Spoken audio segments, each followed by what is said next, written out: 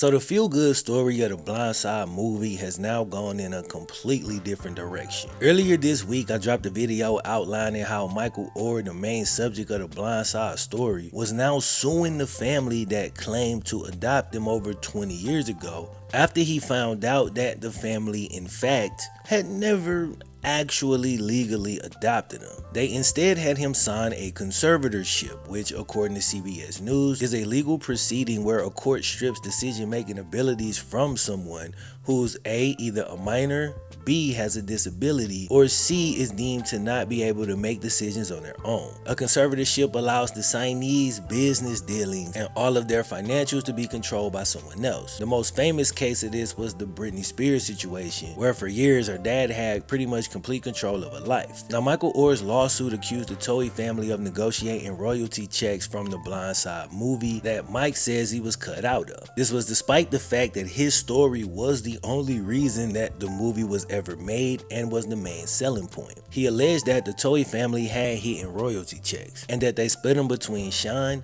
Leanne Toei, and their two birth kids and cut out Mike. I covered that in detail in the vid I dropped earlier this week. But now it's the Toei's turn to get their version of the story out. And bro, they came out swinging with their lawyer making some strong statements. Dude says anyone with a modicum, a drop, bro, an ounce of common sense can see that the claims made by Michael are ridiculous. He says the notion that a family worth hundreds of millions of dollars would withhold a few thousand from the son that they loved defies all logic and defies belief. But let's take a closer look at this statement to see if it holds up. He does something really clever that will absolutely work. With a few well-placed words, he has maximized the amount that the Toeis are worth while minimizing the amount that Mike accused them of hiding. Them hiding a few thousand does seem to defy logic, but the lawsuit actually accuses them of hiding millions. Here's the original article right here. It says the petition further alleges that the Toeis used their power as conservators to strike a deal that paid them and their two birth children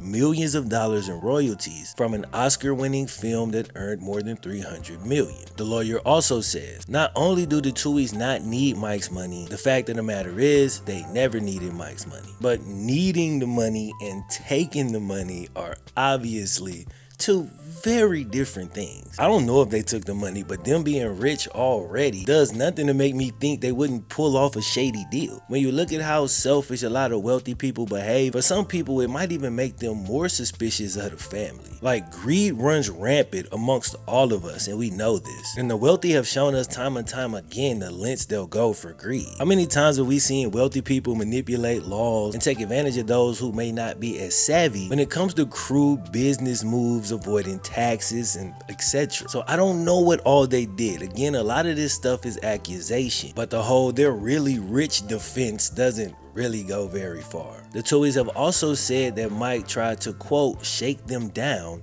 for $15 million before going to the press. So they're painting a picture that Mike is being the greedy one. And you gotta be fair, bro, that's totally possible. But if you look at the quote and remove the inflammatory words that are meant to get a reaction and just look at the statement, all it says is that he asked for the money he accused them of stealing before he went public, which, yeah, I hope he did. In the same article, the lawyer accuses Mike of wanting to drum up attention for his book tour, but then you're also accusing him of trying to handle it privately, which casts some doubt on the whole he's just looking for a publicity thing. Now, one particular shot that the lawyer took, I thought, was a great debate point. Dude is savvy. He makes a point about Mike's book that's super interesting, and when I first read it, I thought, damn, Mike, I think they got you. But upon further inspection, I'm not really so sure. So the lawyer pointed out that Mike's been known about the conservatorship, no better proof than the fact that he wrote about it in his book in 2011. And that begs the question, if he's known since then, why on earth hasn't he spoken up sooner? Well, I had to go and reread the original petition, and I read the excerpt from the book, and guess what? They don't actually contradict each other at all. But I'll let you be the judge of that.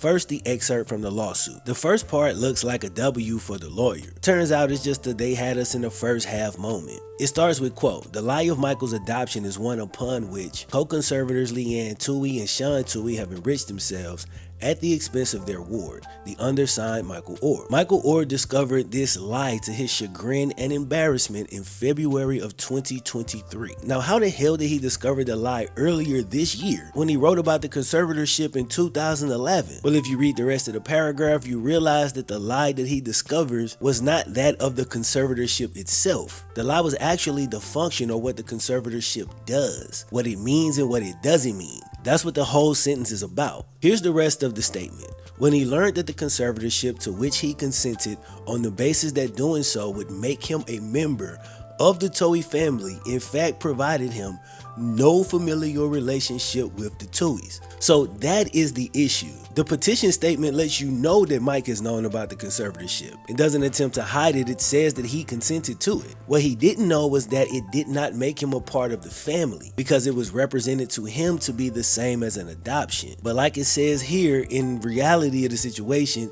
it provided him no familial relationship at all, or did not actually make him a part of the Towie family. And then if you go and read the excerpt from the book, you actually see more evidence that this is the case. In the book, Mike says, quote, "It kind of felt like a formality, as I've been a part of the family for more than a year at that point. Since I was already over the age of 18 and considered an adult by the state of Tennessee, Sean and Leanne Towie would be named as my legal conservators. They explained to me that it means pretty much the exact same thing as quote-unquote adoptive parents, but that the law was just written in a way that took my age into account. Honestly, I didn't even care what it was called. I was just happy that no one could argue that we weren't legally what we knew was real.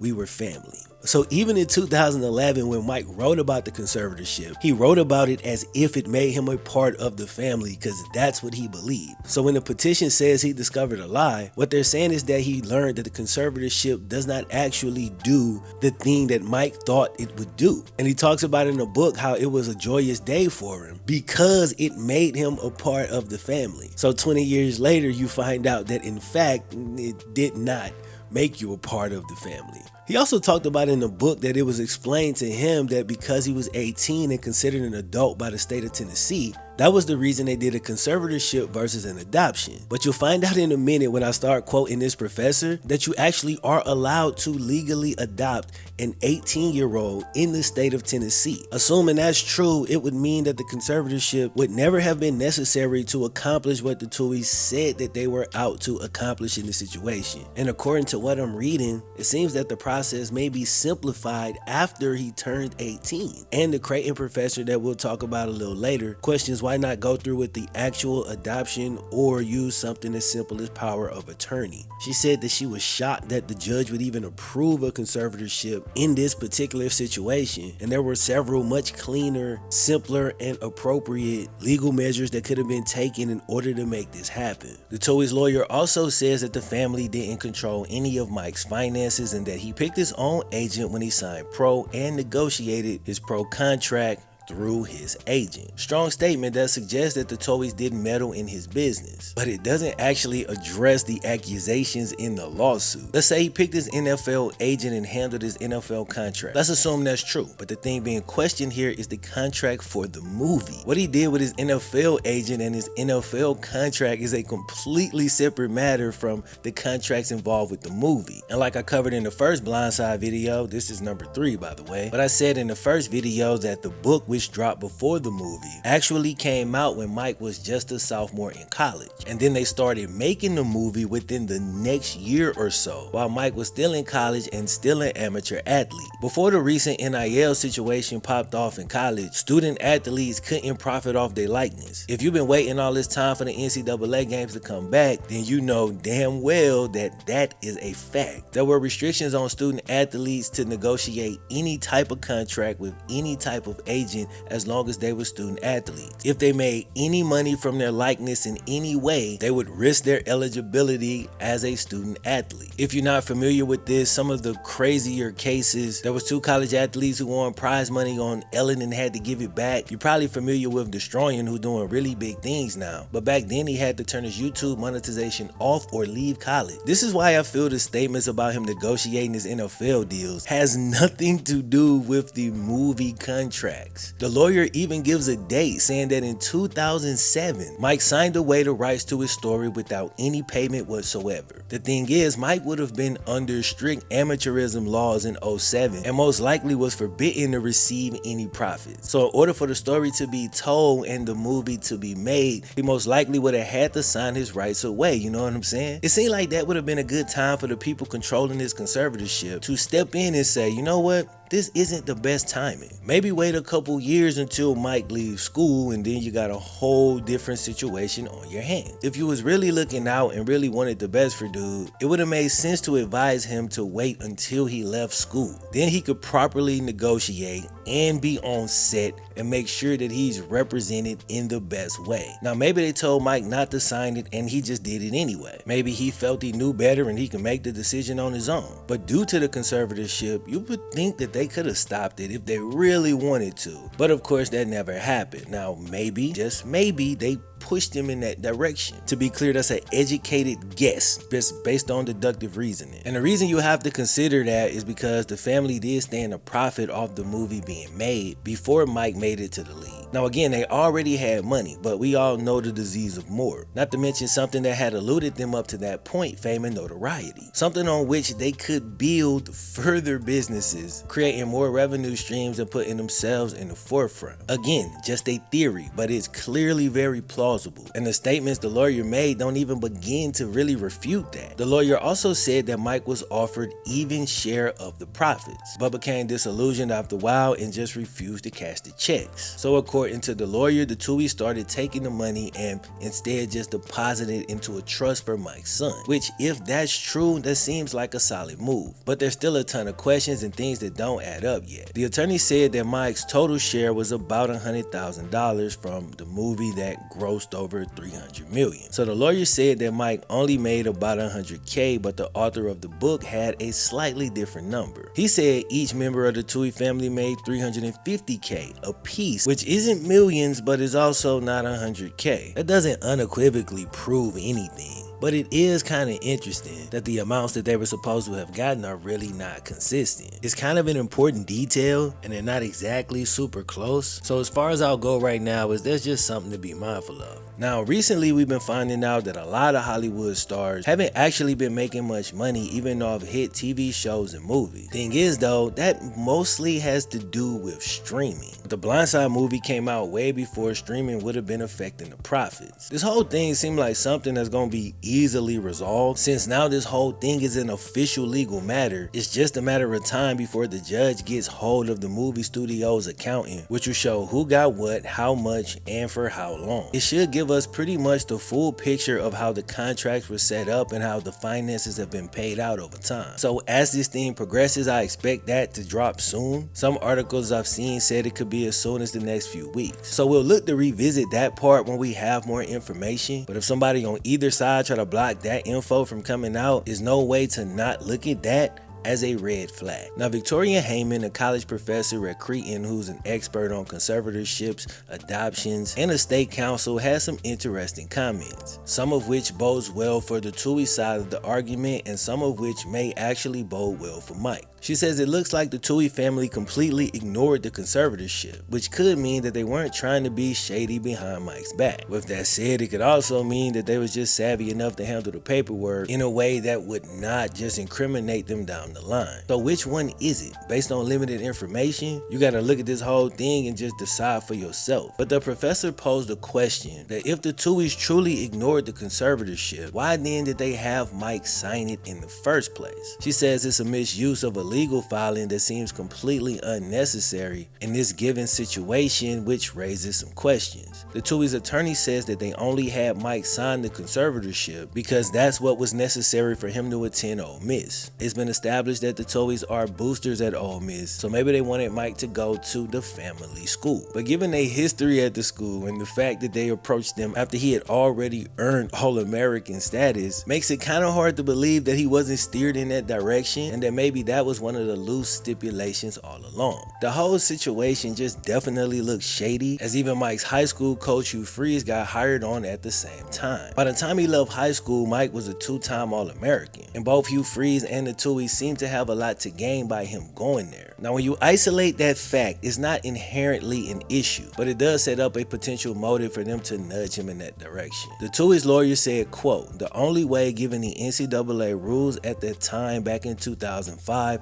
that he could sign with Ole Miss is if he became, according to the NCAA, part of the family." So the professor I've been quoting has some questions about that. She says if that's the only reason for the conservatorship, why they represent it as an adoption? Which is a really good question considering the fact that in Tennessee, where this took place, it's perfectly legal to adopt an 18-year-old, which is how old Mike was at the time they had him sign the conservatorship. Now the professor says maybe it was due to timing since the adoption takes a while, but even if that's the case, it still raises more questions. Here's a quote: "I think there's truth to the timing aspect of it. Adoptions in most states will take far longer than a few months." I guess what I would ask the Tuohys if they were sitting across from me is, why did you tell him you were going to adopt him? And why'd you imply to the world that you had adopted him? Did you tell him you were going to adopt him just so he could go to Ole Miss? Or was he led to believe you'd adopt him so he could be a member of your family? Because if he was led to believe that he was going to be a member of your family, there were absolutely no obstacles for them completing that adoption. In other words, timing would have ceased to be an obstacle at all once he was enrolled in Ole Miss. End quote. She's basically saying, so once he was enrolled at the school, why not go ahead and file the proper paperwork? And when the adoption is finalized, you can remove the conservatorship. 20 years later, we still don't have an answer to that. The Tuohy's lawyer says, quote, "The conservatorship was established to assist with Mr. Oher's needs, ranging from health insurance to driver's license to helping with college admissions. Should Mr. Oher wish to terminate the conservatorship, either right now or at any time in the future, the Tuohys will never oppose it in any way." But they could have done the driver's license and the insurance and the admissions. They could have done all of that through an actual adoption. And if they didn't want to adopt them, obviously they wasn't obligated, but they also wasn't obligated to tell everybody that they did. You see what I'm saying? Like, of course you don't got to adopt them. If you're doing that out the kindness of your heart, bro, that's what's up, much love. But if you're not gonna adopt them, but you tell everybody, including him, that you did adopt them for 20 years, like, what was the point of lying? That, detective, is the right question. The accountant from the movie studio is probably all that Mike's got, because everybody involved in the situation seems to be siding with the Tuohys. Obviously, the lawyer, Hugh Freeze, and even the author of the book have sided with the Tuohys, maybe because they're right, or maybe because they have the bulk of the resources. If, and I say if, they all kind of conspired to cut Mike out, they're all reputable within their circle, so their words will carry weight. So Mike is going to need that paperwork when it comes out to substantiate what he's saying, or he's going to have a hard time winning this case. The situation will continue to play out in the courts and over public statements, so we'll just keep following. And don't worry, I'm not going to drop a video on this like every day covering every little detail. I'll still be making other videos, but as long as there's interest, I will be recapping what goes on in the case periodically here on the channel. For now, the story goes on, more information comes out as the battle for public perception is currently underway. More facts should be out soon, but until then, I'll catch y'all in the next one, bros. I'm out, man. Peace.